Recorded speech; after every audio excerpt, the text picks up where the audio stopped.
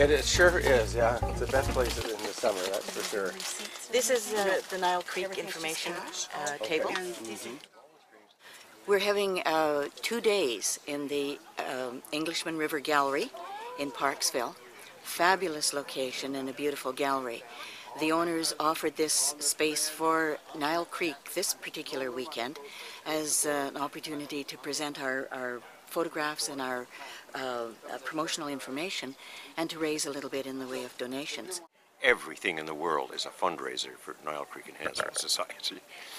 And it is many, many things wrapped in one. What we're doing here today is connecting the dots between the fisher, the hunter, the gatherer, and all of the folks at a very, very basic level. We're trying to take things back to their very, very basic elemental level.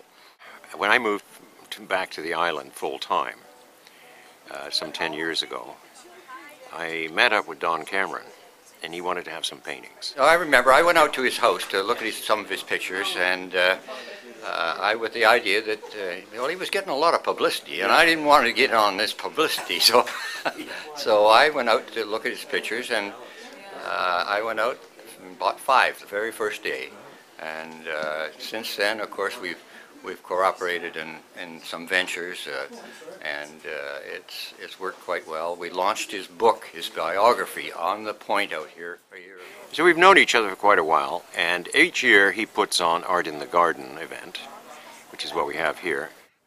This is the way of attracting people rather than pursuing them and converting them. It's a great place, great venue, lots of people coming through, and I like talking to the people.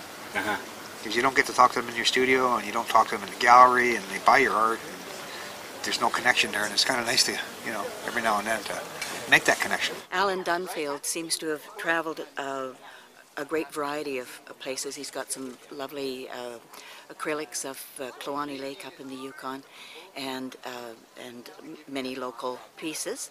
When I first ended up with glasses to read, I thought it was going to affect my painting so much, because you know, I could look at it like this, but when I wanted to step back from it, I couldn't, so I paint like this.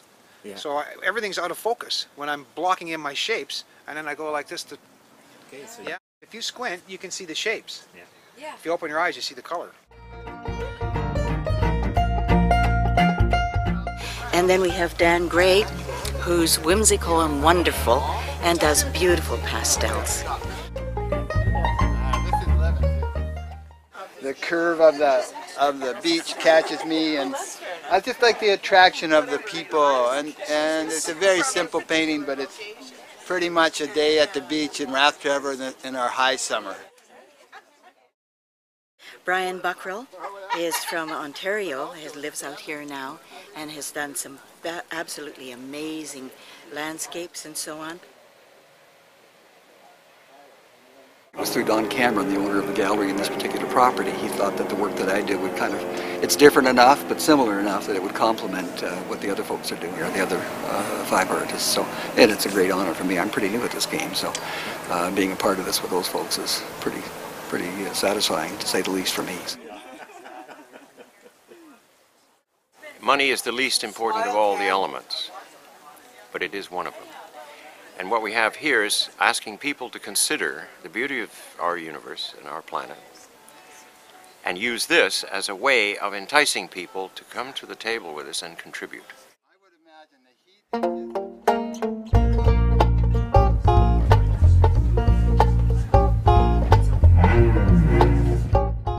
For all of the benefits that have been bestowed on me, it's my responsibility to return it in equal measure.